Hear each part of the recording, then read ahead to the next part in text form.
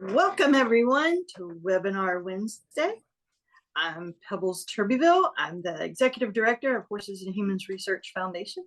And tonight we have a special night because we have a book club that Marney Mansfield headed up. Where's Marney? You got to pop in. There you are. Okay. Hello. So she had a book club about horse brain, human brain by Janet Jones. Dr. Janet Jones, and she led a book group, I should say, before the webinar, and now they're going to lead a webinar about the whole book. So, Barney, I'm going to turn it over to you. Okay. Well, welcome everyone. We're here at SUNY Cobleskill in upstate New York. I thought we'd first have everybody introduce themselves, but I am an associate professor here, and we have a major in therapeutic horsemanship and a minor also in equine assisted services. So we, under some slight duress from Pebbles, recommended that me, the non-reader, read a book, and so we've had a book club, which has been actually an amazing experience for, I think most of us would say. Yeah. We have a larger group, some of which are lurking in some of the other squares, but they all did a really great job discussing really interesting talk, and we've already seen some impacts in the arena and outside the arena with our interactions with our horses. So it's been a very positive experience. So I'll first say hello, I'm Marney. I'm going to go around the room, and then we'll have Erica introduce herself as well. Hi, I'm Hannah. I'm 22. I'm a senior here at SUNY Cobleskill in the Animal Science BT, getting a minor in equine assisted services. Hi, I'm Ryland. I'm 19 years old. I'm a freshman this year, and I'm a therapeutic horsemanship major. Hello, I'm Mira. I'm 18 years old. I'm a therapeutic horsemanship major, and I'm also a freshman here. I'm Carolyn. I'm way back here. I am a returning transfer. I came back to school and loved it so much that I stayed. I'm a Marine, retired from the Marine Corps a few years back. I head up Marney's Veterans Programming up at the Equine Barn and Veterans Affairs here on campus. I'll pass off to Erica. All right, hello. My name is Erica Berg. I'm an associate professor of animal science at North Dakota State University in Fargo, North Dakota. And we have a minor in equine assisted services and a program on campus called Buys and Strides. And Marney invited me to join the book club. And so I'm here tonight also. Oh, awesome. So this is our first try at this. We have no idea what the best method to do this book club is, but we thought we'd propose some ideas, and we're super flexible. So if anybody wants to put stuff in the chat or just unmute and add, I don't know how many of you that I can see your faces actually read the book. Anybody? Okay, or listen to the book. There's no judgment here. A lot of us listened. Okay, so we have had some readers. It definitely helped us that Audible had a 99-cent deal in the last couple months that helped our students get to listen to it too. So, but we're going to start at the beginning of the book. So I'm going to pose some questions, and my students are going to answer some of these questions. And then if you guys all want to add in what you learned or thought was interesting, I'm happy to have you add in. So our first interesting section was several chapters about horses' senses and what we learned and how it has impacted our understanding of their behavior. So Hannah was going to touch us off. Yeah, the main two things we found really, really interesting about the senses was how good the equine horse's sense of smell is, how they smell almost better than bloodhounds, and how much it impacts their senses compared to ours, like how much they interact with the world through their nose more than their eyes, which was the other thing we found really cool, was that they have more rods than cones, while we have more cones than rods. Makes sense. So what that means is that they see things really, really different than us. A lot of their colors are more, they're not as bright as our colors are. So like they can see yellow in blue Let's really start well, but with- it's still muted compared to how we see colors. I'm gonna interrupt just a second. Shepherd Meadows, can you put yourself on mute for a minute? Sorry. And with their eye placement, that prey versus predator, where they're prey, so they have their eyes on the outside to see more. Where predator, we have our eyes front. So did you want to talk about colors and how we thought safety related, that how the Oh changes? yeah. They also talked about in the book about how it might be easier in arenas to mark your jumps with like bright yellow or bright blue and turquoise so that the horses can see it better than other colors. And we know she quoted something about how they've changed it, the steeplechase in England, and how that's had a significant impact on the decrease in the number of accidents due to that, because the horses can see where the ground is. So we thought that was also very interesting. The other one vision thing that we hadn't really taken into account, but should have taken into account in our setting, is the light. And how we don't take into account how long it takes for a horse to reaccommodate coming from a bright sunlight into a dark environment, which I'd love to say our arena is really well lit, but it's really not. And how that's almost 45 minutes, which is kind of crazy. And I think of all the competitions I've been to where you went from one to the other very quickly with really limited time to switch. To have allow the horses to switch. So they're basically jumping blind or totally trusting us to help them through that jumping course when they really can't see much of anything. So I'm going to open it up a little bit. Did anybody have any thoughts in regards to senses? That's something that was surprising or different for them that they didn't realize about horses? I'll let you add in. I'll give a second here. I'm going to monitor the chat here too. That's why I disappeared out of our square. Anything you wanted to say? Anybody else? You said about loading. Oh, about loading. So I do rodeos, and usually by the end of the rodeo, it's like late. It's like 10 o'clock and it's dark out, and you just expect your horse to get on this trailer, but you don't realize that your horse can't see anything, and I expected them at least to be able to see better in the dark than we can, and they really can't. And then you think about the lights that trailers have on them and how that probably affects their vision too, and how they really can't see when you're trying to load them in the dark. Or going from bright to dark too. Yeah. From the bright outside to the dark trailer. Yep, good. Anybody else have any other senses you want to talk about?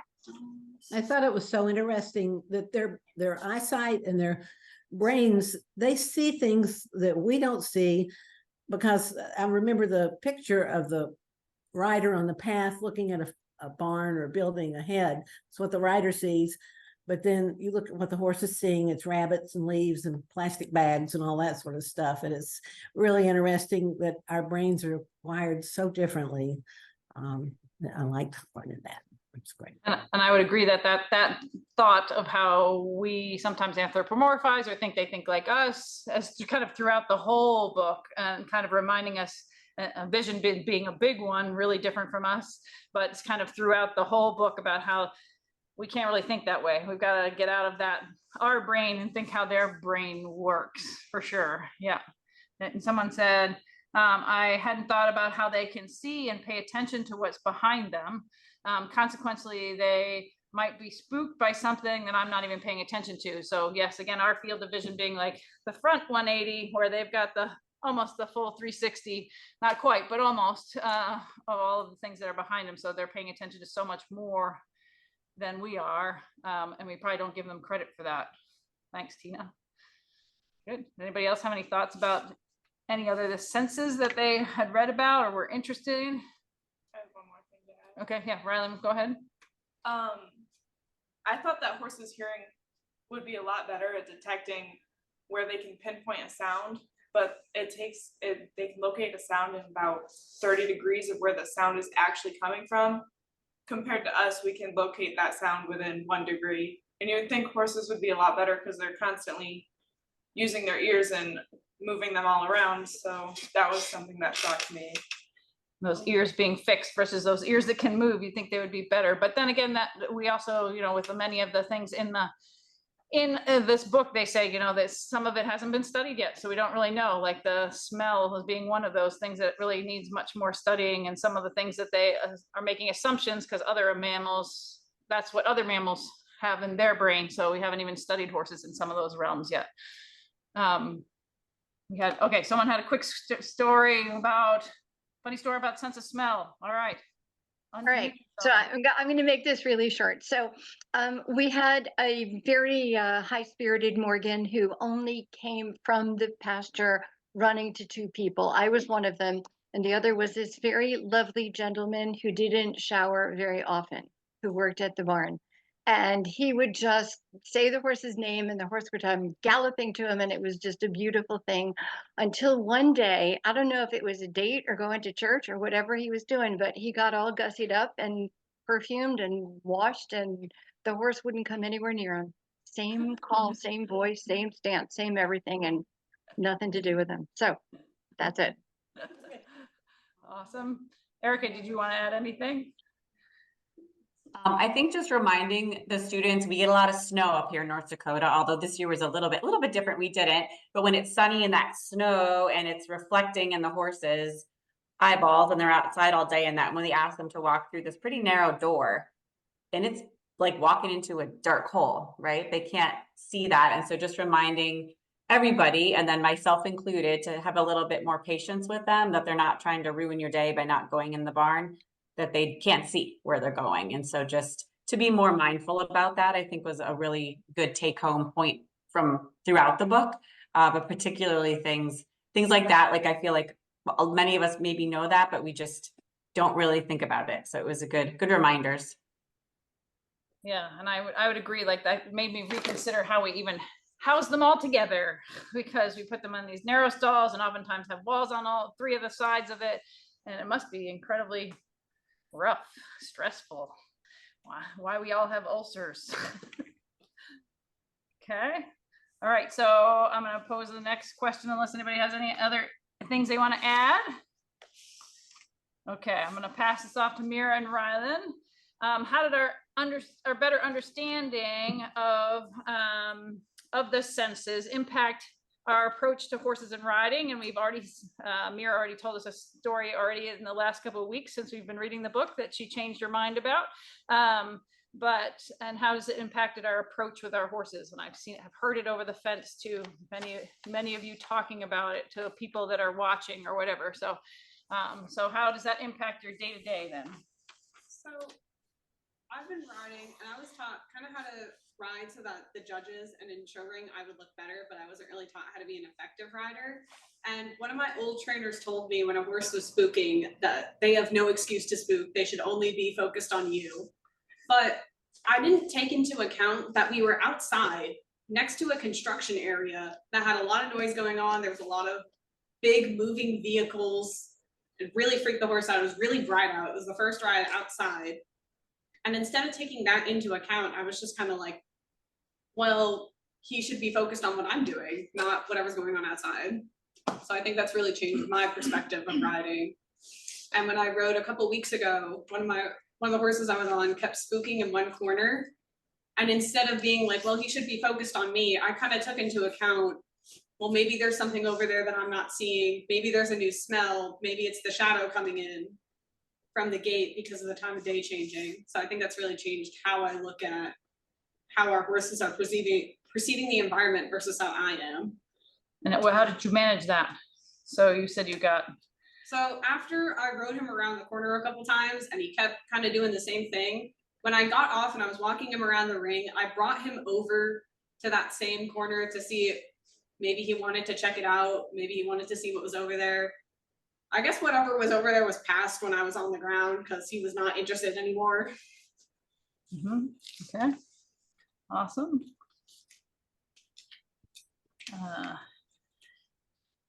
So is there anything else about in regards to your approach with training that you want to add, Rylan or Hannah?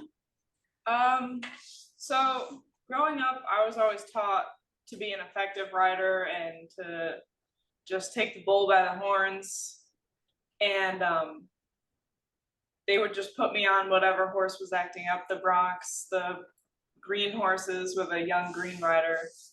And I never took into accountability about how the horse perceived things or how they kind of perceived us as a threat. And we just expected them to get over themselves and how they just needed to work through it. They just need to be worked harder. So now with my mare at home, she's very, very nervous Nelly. And it takes a lot of slow work and repetition with her instead of me just beating her and making her work all the time.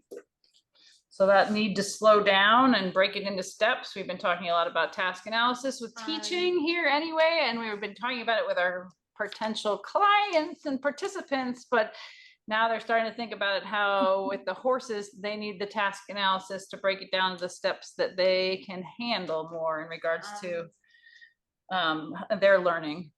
We've also talked about how much groundwork has become more important to us. We went, oh, groundwork, we'll do it once in a while, but how that's kind of like the building blocks for us before we get on. We want to do a lot more on the ground working with them before we then, climb on their backs and then ask them to do it, or have them walk straight towards the fear. Because we go, oh, if we just walk head in, bring them head in, they'll get over a fear and then go through it.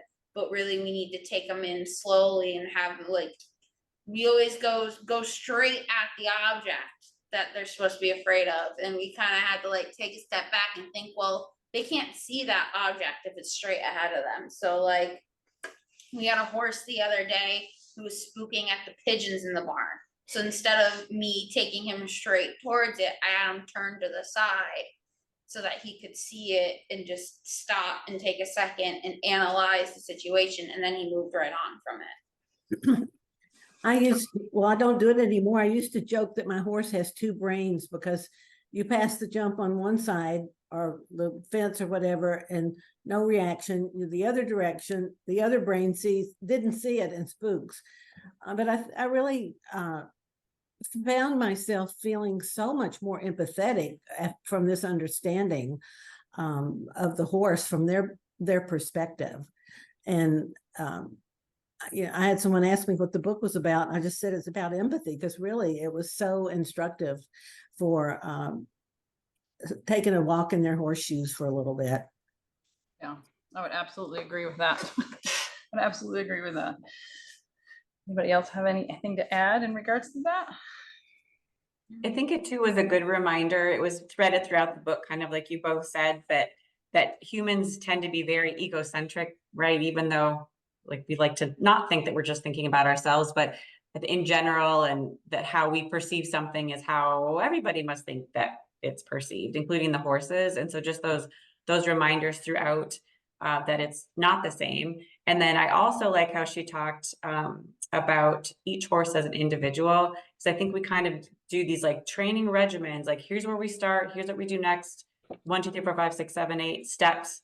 And that's what we do, but that doesn't work for all horses, right? It depends on the individual animal. And so really taking that into account, and she gave some great ideas about how to work with different sort of types of horses, which we'll probably talk about a little bit, but I thought that was great also. Mm-hmm. Mm-hmm.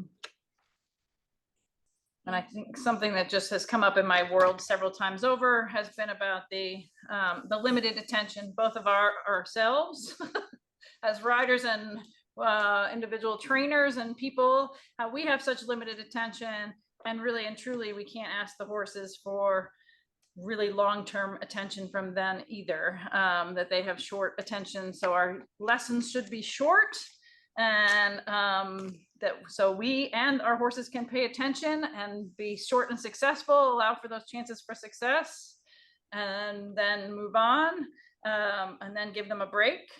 And I think the other part that's really been, after spending some time out at Brave Hearts with Megan Hill McQueenie too, just talking about that rest and processing time, allowing our horses to process what we teach them.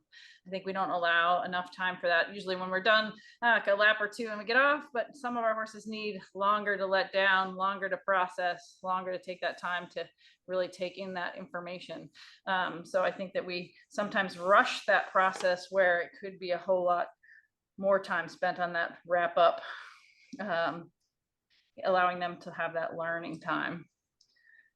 Yeah. Any other input that anybody had specifically around how it might, how it's impacted your empathy and otherwise? I think the book in general had a lot about that. All right.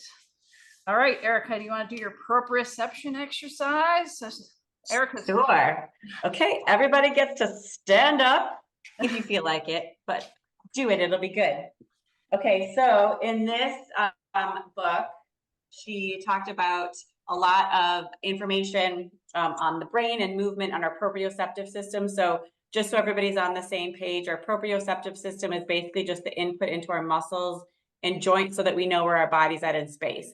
I think we've all had riders, so for therapeutic riding instructors, kiddos that are like ping pongs all over the place that don't know where their body is. And so that idea of proprioception is understanding where you're at. And another thing that goes along with that, when we think about that when we're riding, it's really important that we know where our body's at, right? Because if we don't have a good idea of that, we think we're putting our leg in a certain position, but actually it isn't. That creates confusion in the horse. It creates problems in your communication with them. And another thing that she sort of drove home or talked about in here is that we're all crooked, right? And so we think, oh, I don't sit that far forward. And then somebody snaps a picture and you go, oh, I do, I guess. And so one of the exercises she suggested to do for this proprioceptive activity was to start out. So everyone's going to stand up. You can put your hands on your hips. And I apologize, you can't see my whole entire body, but let me see if that is what we're going to do. So it's like a yoga tree pose in mid calf. Okay. So we're going to put your hands on your hips, get yourself grounded, and then you can choose your right or left leg to raise up. And then you're just going to point your knee out to the side and put your leg on the calf. So it's important to not put it over a joint. Okay. Like don't put it over your knee. And so this, get yourself sort of grounded here. And then the next thing to do is to raise up on the ball of your foot. It doesn't have to be all the way, but start to raise up on the ball of your foot. It helps if you pick a point in the distance you can kind of focus on and have a deep breath and just raise up on the ball of your foot and see how long you can stay up there before you lose that position in your body. It's really tricky. So I've been practicing this for like a week because I was like, oh my gosh, this is harder than I thought. So she gives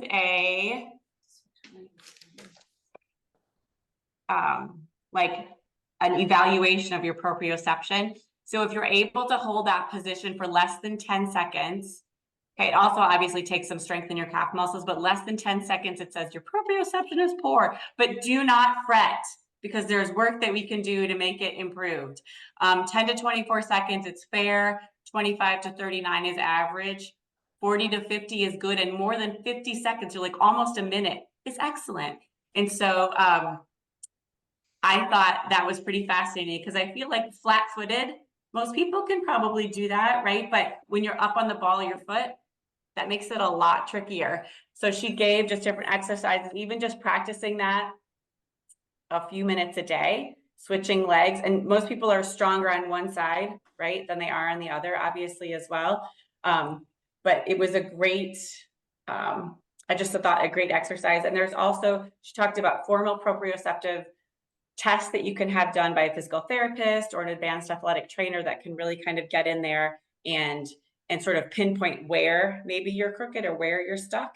And even just having yourself in tight fitting clothing and then having a friend look at your posture and position, take pictures of that, and then on the back of the horse and see see what looks the same and what looks different and how you need to adjust that, right? Because we all have that muscle memory that keeps us in a position that we think is straight, but usually it isn't.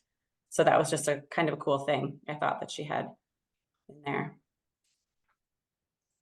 I agree. How's everybody's proprioception? I'll just put mine out there.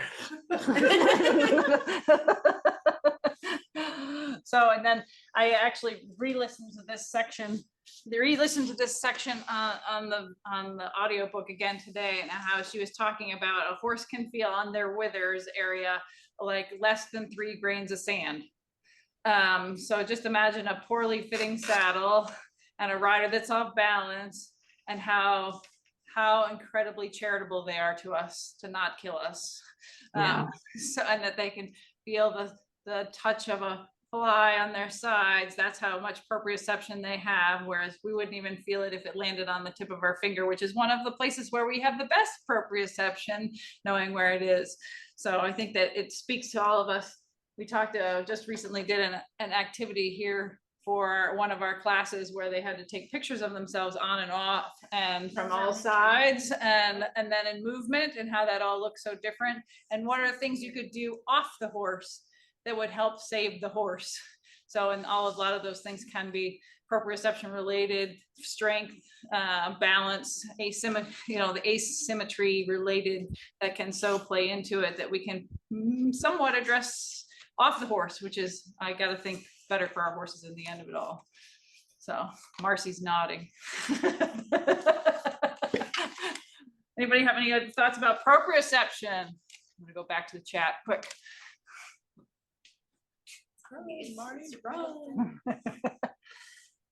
Awesome. All right, so we're gonna have, so we have a little bit longer to go here. So we thought we would each take a minute and just talk about our favorite parts of the book, and you guys are welcome to join in on this, and things that we took away as being the biggest takeaways for all of us. So we're going to move around the room, and who am I going to put on the spot first? Carolyn, since she hasn't had a talk yet. I know. Sorry, I'm jiggling you around. I apologize. So, if you have a book, it's page 202.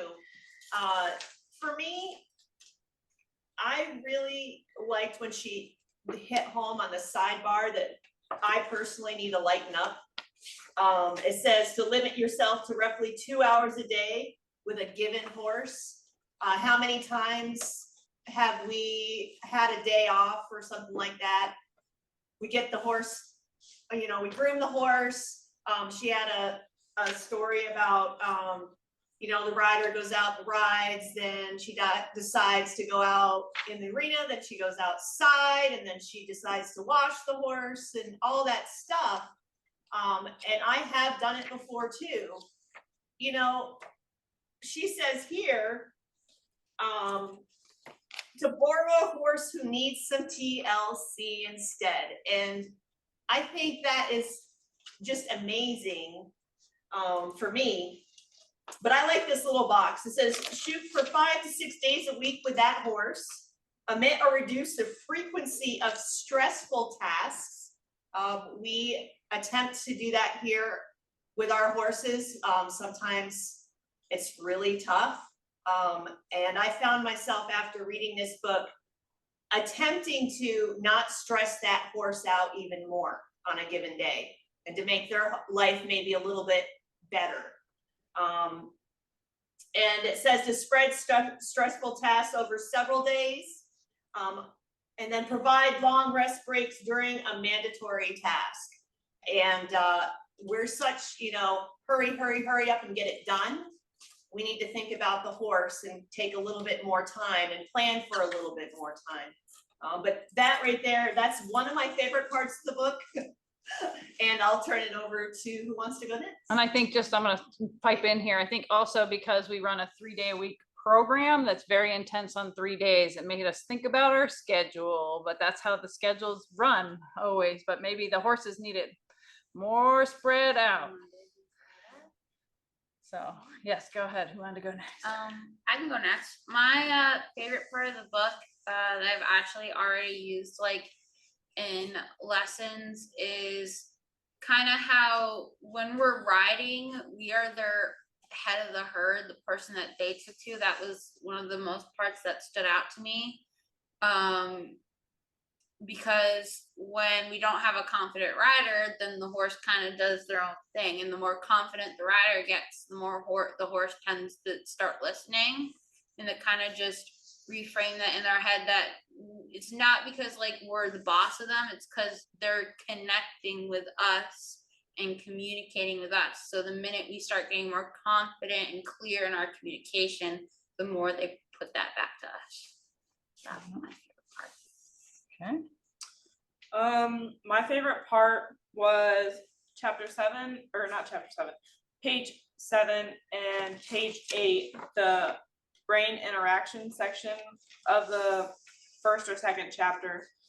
And I just never realized that we and the horses do communicate through our brains and through the neurons that are getting passed between us whenever we ask them to do anything.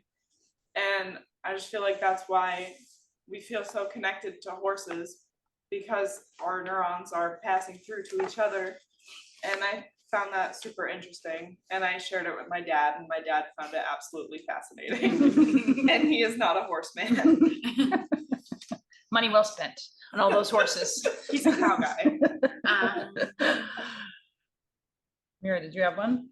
Yeah, I think the overall book has kind of helped me be a little more sensitive, a little more empathetic, and kind of look back at previous actions. Like some of my faults, I knew they were my fault, but I didn't really take into consideration like, oh, I'm the person who caused this to happen, not the horse, or even the external factors that take into account, like a hose moving, because the hose to me will always look the same when I see it, but if they're coming from a different angle, it's going to look like a completely different object. I thought it was very interesting when she talks about how we are so egocentric that we're always quick to blame the horse on everything, but it's usually our faults when something happens. Or sometimes it's no one's fault. And we Sometimes usually it want is to no place one's fault. blame in something where there isn't really Sometimes blame it's to just put. circumstances. She's a problem. Yes, the whole chapter on blame was interesting and how we don't need it. All right, I'm going to tell you my favorite part of the chapter, which I've already told these guys over and over, and it's my new business model. Here we go. Okay, so I work for the state, just so you know, but I thought the section on page 195, the highs and lows of dopamine were very interesting to me, because I felt the little gray box there that with the low levels of dopamine lend itself to more docile horses, which in humans would be more towards depression and Parkinson's, which I think is so interesting. And high levels of dopamine are the types of horses I really like, actually, are the ones that are usually exhibit stereotypies and cribbing and weaving, and the ones that are a little more high strung. And in humans, that would be more like schizophrenia diagnoses.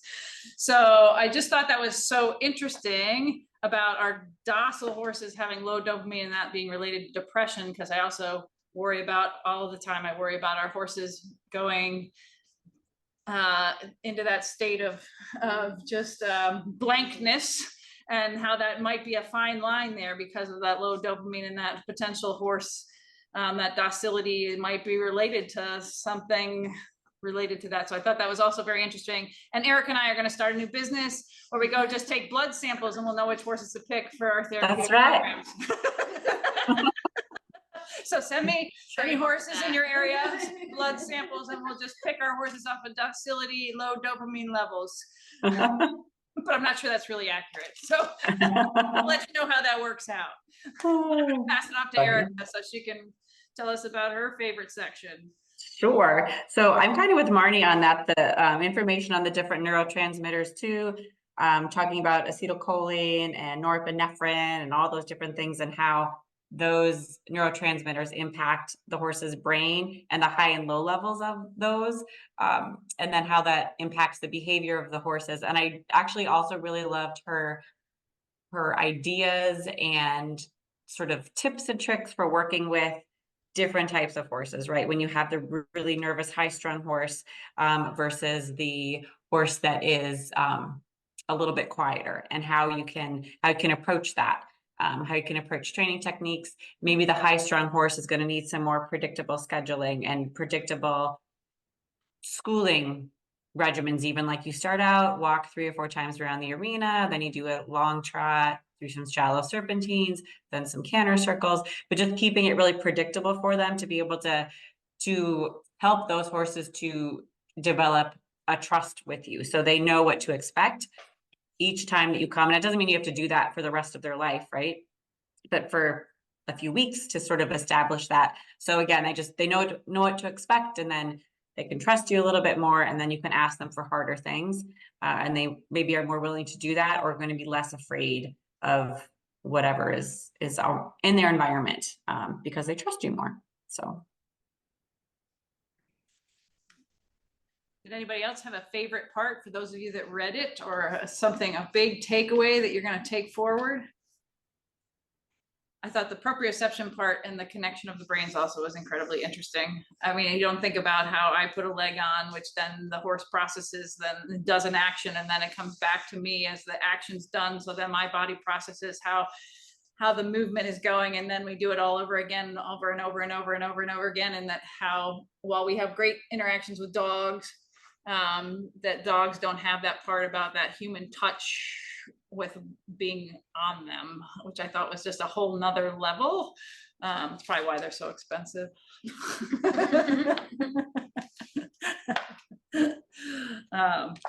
But I think that was very interesting. The stimulus, the equine stimulus driven brains versus our goal driven brains also is a good reminder. But did anybody else have a section that they thought was very important or interesting?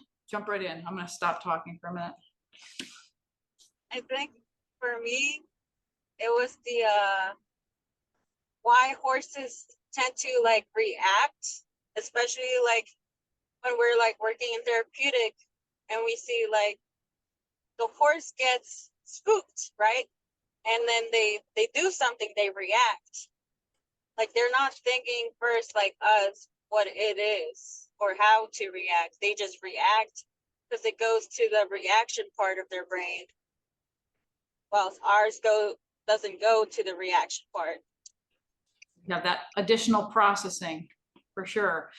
And the elephant in the room, I'll talk about the elephant in the room since Pebbles sent me a whole article about, since we've read evidence-based horsemanship, and Dr. Stephen Peters, for those of you that were on last month, had very interesting discussions as well about the brain. I think the verdict is still out in regards to prefrontal cortex. How much do they process? What that looks like? Is there one? Dr. Janet Jones more errs on the side of that they don't have that prefrontal cortex, so there's only so much that they can plan, process, executive function, whereas Dr. Stephen Peters goes a little the other direction, like he believes there's more of that, and the verdict is still out because of the brain science is not quite there yet. So I think that one's waiting to be heard, waiting to be figured out. Anybody else? I was about to say, actually, I saw other research articles that did say that they do have one. Mm-hmm. It's not huge, but they do have one. And I appreciate you sending me that because it had the article about the brain chemicals and the blood samples. So I'm going to read that one, the full thing. So I appreciate you sending me that link.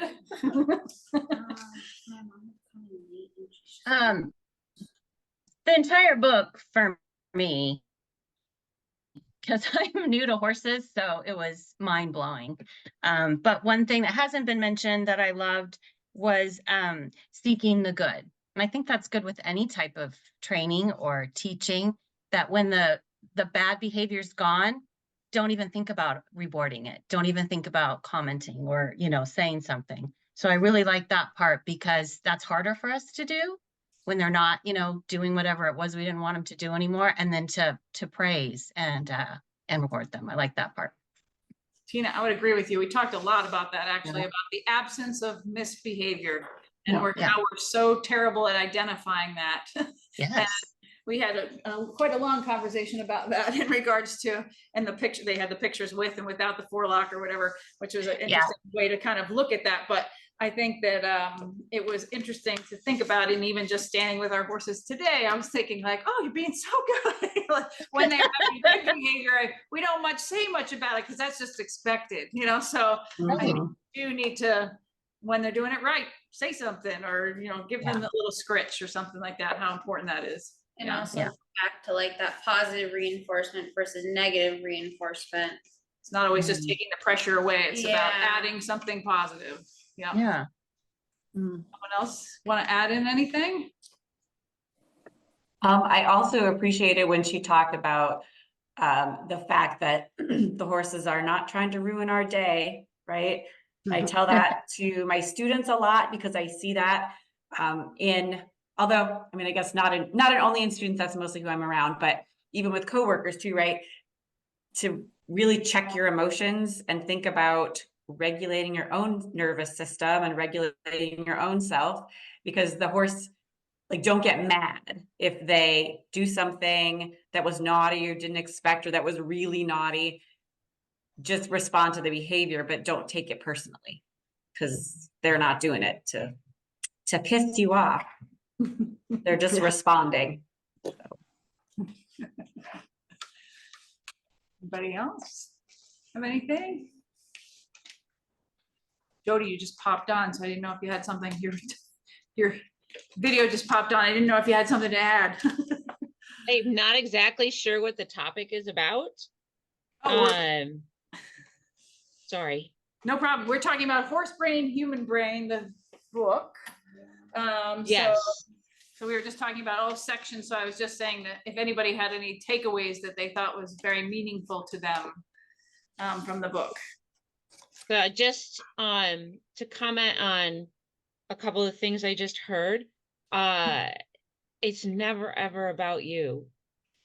Like, I'm a therapist, and you know, so if the horse is doing something negative, it's still not about you. It's about the horse.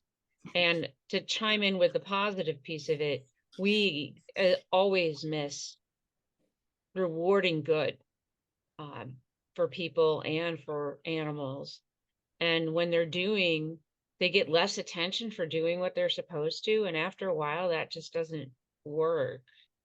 So that's just my 2 cents from hopping in onto the last couple minutes. Well, thanks for There hopping it in. You're welcome. I appreciated that you related it to teenagers, because I have 2 of them. So some of those challenges with brain science definitely falls with the teenagers as well. Finding the good, always trying to find the good.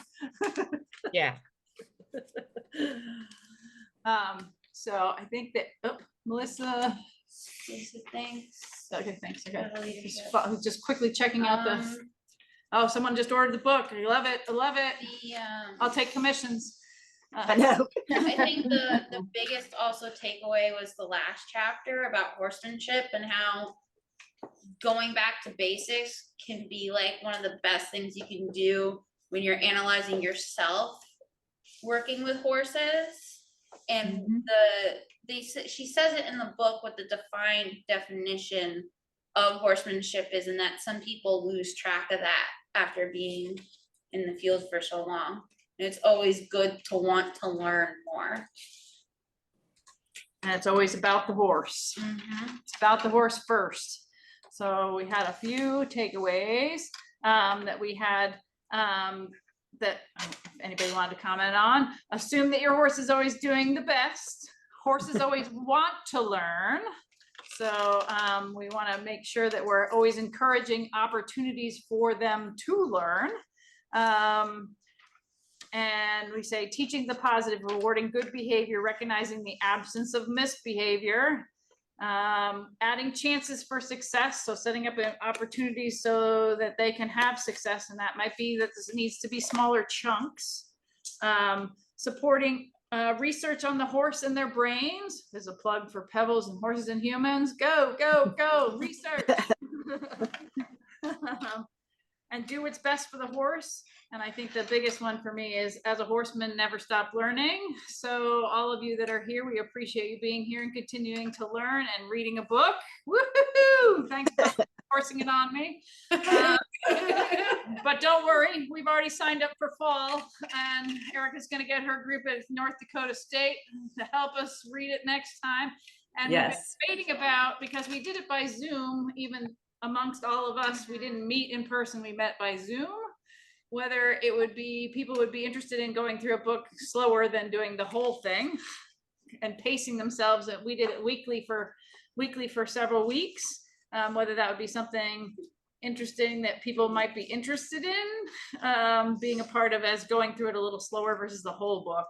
And that might make you, for us and for the students, it helped us be able to conquer getting through the whole thing. Exactly, because like we spent an hour talking about the whole book today, but every week we spent a good hour talking about like 3 to 4 chapters of the book and going really in depth with it too. I think in the end it was only like 3 weeks.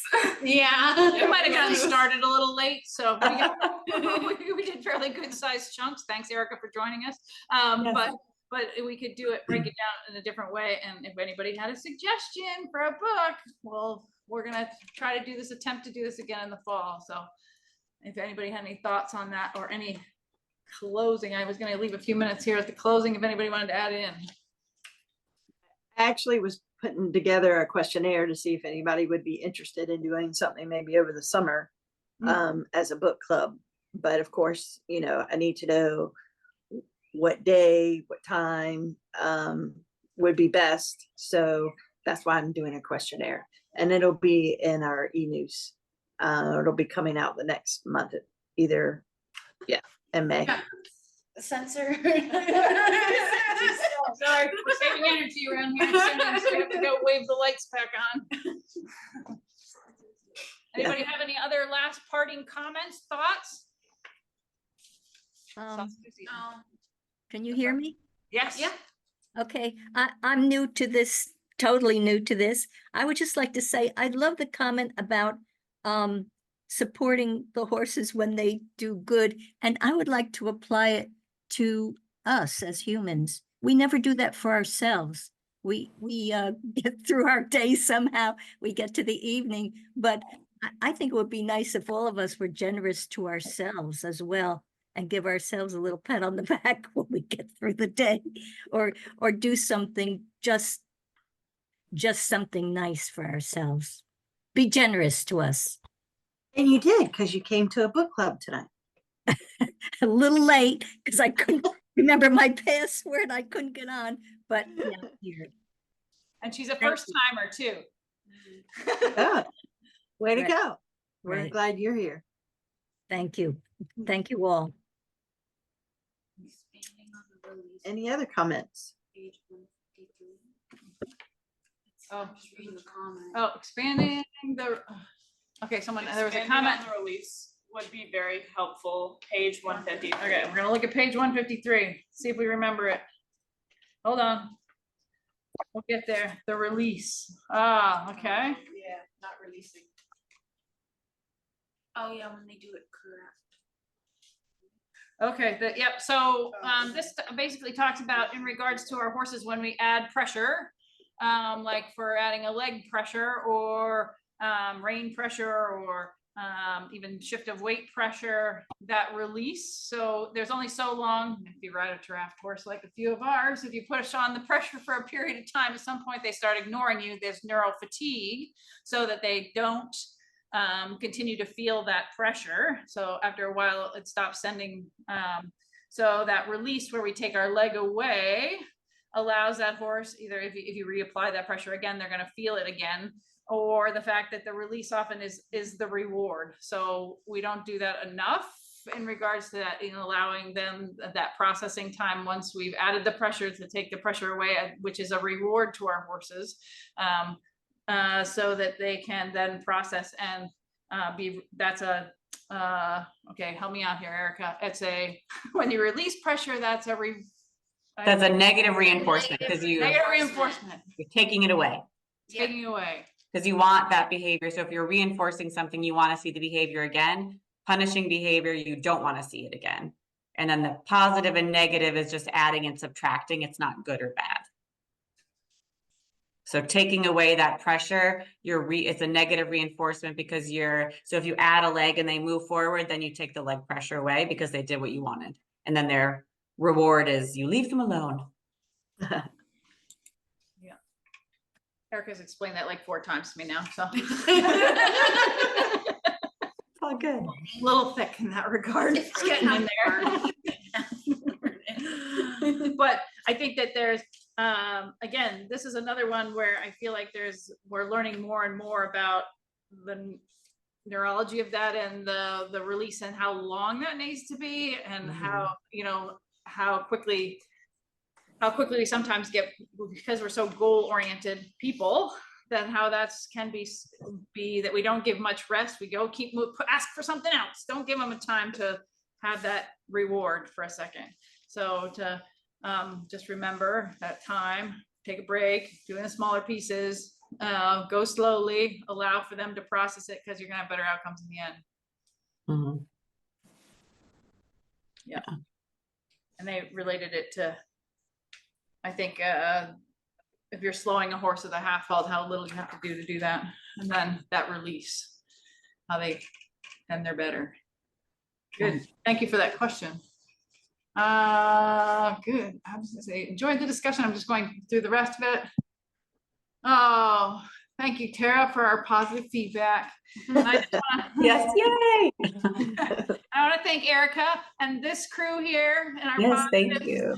For sticking with it. And we have Mariana on the line, and Susie joined us halfway through our book club. So it's gained momentum, and me, the non-reader, will take it on again. Well, thank y'all so much for heading this. I appreciate Marney being the leader, and Yes. I'm sorry I made you read a book. Not It was good for me. You should do it again. I need more homework. These kids will agree. Actually, the Audible, I'm sure, was really good for you in your drive. Yes. Audible, I believe in. No Okay. judgment. All right, I'm going to end the recording. All right. Thank you all for coming. Thanks, everybody.